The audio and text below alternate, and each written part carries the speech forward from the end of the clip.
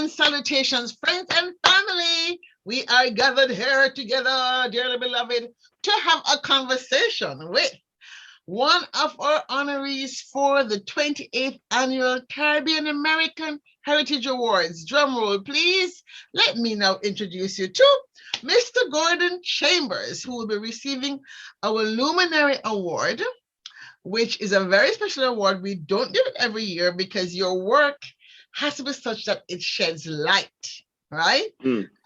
And so we've honored other musicians usually because music tends to be that which soothes the savage beast in so many hearts and minds. And certainly, as a Grammy-winning songwriter, we are delighted to know that the person behind winning songs and winning artists is none other than a son of the soil, Mr. Gordon Chambers. Yes, we claim you down to your grandparents, okay? So even we're going to start pushing as far as great grandparents soon, because we Jamaicans never let go of who we are. Gordon, 6 questions for you. First question: what do you think about when you're alone in your car? I do a lot of thinking in my car because I listen to a lot of podcasts. Since the pandemic, I've discovered the joy of podcasts. I listen to NPR a lot. I listen to The Daily, that's the New York Times podcast. So I actually just, do a lot of reflecting on whatever the topics of the news or arts or politics or culture, that the podcasts I'm listening to are talking about. But then I do a lot of chatting while I'm driving too. I talk to my mother a lot or friends about what's going on in this society or the community. Sometimes chit chat, sometimes laughter, sometimes gossip. But I do a lot of thinking, talking, reflecting in the car. Yeah. Excellent. Question number 2. Now, I really shouldn't be asking you this, but I really have to ask it. And maybe you might have to be PC about it, and that's okay. But what's your favorite musical jam? And it can't be your own music neither, all right? What's your favorite musical jam?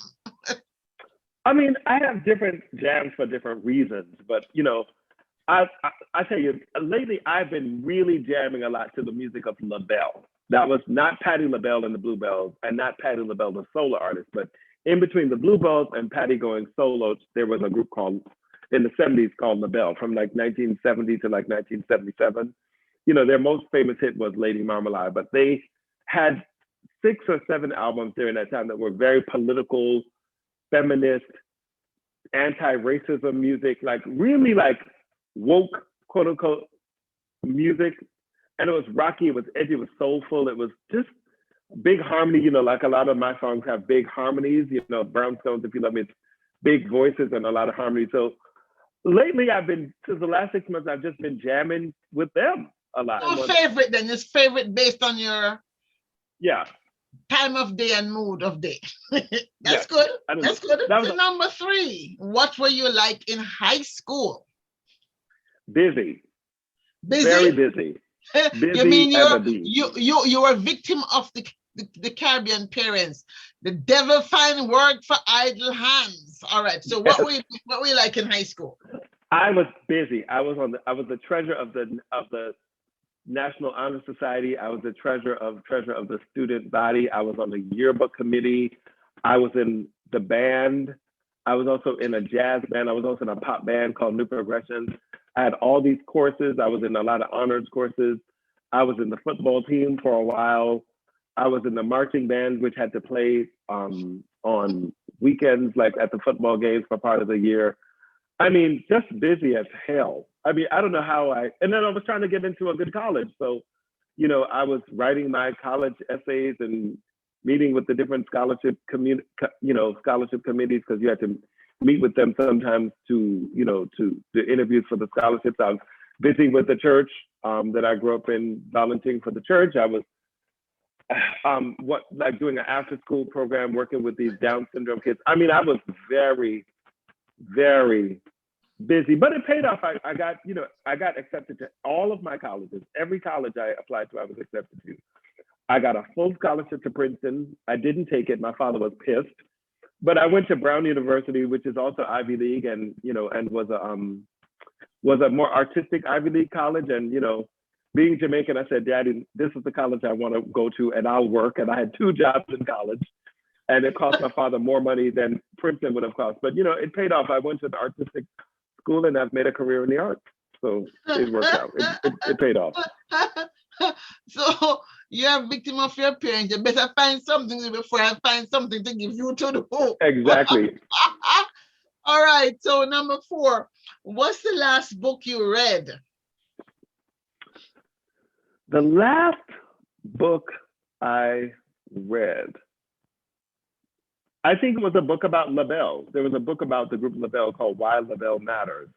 And then I also there was a book written about Amazing Grace, the album by Aretha Franklin. Somebody wrote a book just about that album. There's these short books about music. And, I read those 2 books. I've bought a lot of books. I bought Isabel Wilkerson's Cash, but that's a much longer, more intense book. So I got to take some time to read that. But I read a lot of magazines. I read the New Yorker, I read the New York Times, other magazines. But those are the last 2 books I read, and they were shorter books. All right. Number 5, what is the value? And I also read Tina Turner wrote a couple of books recently. She wrote a book about Buddhism, about what Buddhism means in her life. And I'm not a Buddhist, but I love reading and about people's faith journeys and their faith practices. It was a fascinating book. So I read that book recently, actually. Wow. So you're definitely a reader, you would say. Good. Yeah. Good. I must give you my list of books to read. All right. Question number 5. What is the value of the Caribbean diaspora? Wow. Incredible value. I mean, I'm amazed. Of course I'm Jamaican. You can see that, loud and proud. But I'm just amazed at how this small island of 2.6 million people, I can't remember the exact population of Jamaica, has impacted arts, music, culture, politics. Even Colin Powell is a fellow Jamaican like myself. In every sphere of society, you've had these amazing Jamaicans who have done so well and really made major impact. Yes. Our vice president is another Jamaican, Kamala Harris. Exactly. And so I'm very proud of the Caribbean and all the scholars that have come out of the Caribbean. Rex Nettleford, who was a family friend who I got a chance to meet growing up and work with on an essay when I was at Essence. As an editor, he wrote an essay for us. So I've just always been just amazed, being Jamaica. Jamaicans are always going to brag about who's of Jamaican descent. The bonus question number 6, and I am very nervous about what I should ask you. I mean, Jesus. Have you chosen one? Do you want to answer the one about what we will learn about you from your resume online, or do you want to answer the one about how you would spend $1 million, or what inspires you? What do you want to talk about? Anything. It doesn't matter to me. You ask Okay, me whatever you feel like asking. So pick a number from 1 to 5. 5. All right. Number 5 question is, how would you, if you got a grant or a gift of US $1 million, how would you spend that grant of $1 million? On art education for youth. It's very clear to me. That's absolutely what it would be. Yes. It builds confidence, self-esteem, self-expression. We're living in a time where, dealing with all that our youth have had to face, during the pandemic and the Black Lives Matter and the protests and the Trumpism and the government, the corruption, the malaise, all of the heaviness.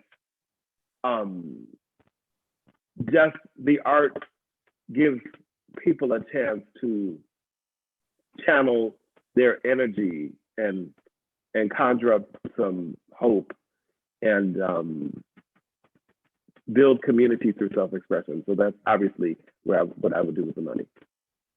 Well, that's a good as answer as we would want, because the idea of conjuring hope and using hope to see the flourishing future is certainly what we want to do when we spend so much of our hours as volunteers trying to pull together events like the annual Caribbean American Heritage Board. It's truly a labor of love.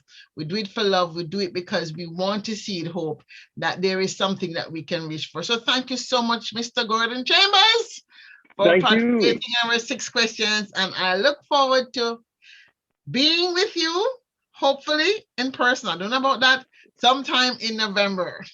Yes, I can't wait. Clap him, clap him. Do you remember that little TV show?